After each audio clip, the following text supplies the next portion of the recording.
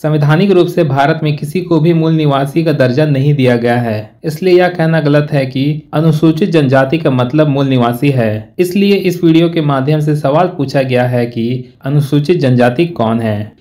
अनुसूचित जनजाति वे हैं जिन्हें भारतीय संविधान के अनुच्छेद 366 का खंड या धारा 25 के अनुसार अनुच्छेद 342 का खंड 1 के अंतर्गत राष्ट्रपति द्वारा सार्वजनिक अधिसूचना द्वारा अनुसूचित जनजाति घोषित किया जाता है। अब सवाल यह है कि अनुच्छेद 342 का खंड 1 में ऐसा क्या लिखा है जिसके आधार पर किसी समुदाय को अनुसूचित जनजाति घोषित किया जाता है। और एक सवाल यह है कि जिस समुदाय को आज अनुसूचित जनजाति में शामिल किया गया है उसे किस आधार पर अनुसूचित जनजाति में शामिल किया गया है।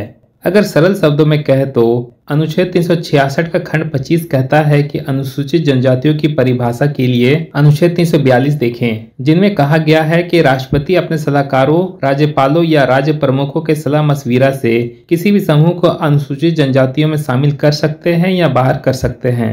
वैसे संविधान में अनुच्छेद 366 का खंड 25 और अनुच्छेद 342 में मुख्य रूप से दो ही बातों का उल्लेख है, वह भी मूल निवासियों के बारे में नहीं बल्कि अनुसूचित जनजातियों के बारे में। पहला, भारत में 4 सामाजिक जातियां हैं: अनुसूचित जनजाति, अनुसूचित जाति, अन्य पिछड़ा वर्ग और सामान्य वर्ग, जिनमें से अनुसूचित जनजाति की जाति या कास्ट भारत के नागरिक की व्याख्या करती है। इन्हें उनकी जाति के आधार पर आरक्षण दिया जाता है और इनके क्षेत्र को 5वीं अनुसूची या 6ठी अनुसूची क्षेत्र के रूप में जाना जाता है। दूसरा, अनुसूचित जनजाति का अर्थ उन जनजातियों से है जिन्हें सरकार ने संविधान में अस्थायी रूप से सूचीबद्ध किया है और सूचीबद्ध करने वाला राष्ट्रपति होता है। वह राज्य के राज्यपाल से सलाह मशविरा के बाद यह तय करता है कि किसे अनुसूचित जनजाति में शामिल किया जाएगा और किसे नहीं।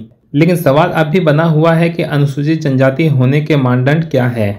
इसका जवाब है, अनुसूचित जनजाति होने के मानदंड संविधान में कहीं नहीं लिखे हैं, लेकिन कुछ मानदंड ऐसे हैं जिन्हें मान्यता प्राप्त है। उन्हीं मानदंडों के आधार पर राष्ट्रपति के आदेश से विशेष समुदायों को उस अनुसूचित जनजाति की सूची में शामिल किया जाता है, जिससे उन्हें विशेष संवैधानिक संरक्षण प्राप्त होता है। और वे मानदंड कुछ इस प्रकार है: उनका एक विशेष भौगोलिक क्षेत्र, जैसे आदिकाल से एक विशेष भौगोलिक क्षेत्र में निवास करते आ रहे हैं। दूसरा, एक विशिष्ट संस्कृति, जैसे पुरखौती रीति रिवाजों, परंपराओं और रूढ़ि प्रथा का पालन करता है। तीसरा, आदिम विशेषताएं, जैसे बलि प्रथा और मृत्यु के बाद दूसरी दुनिया में विश्वास न करना।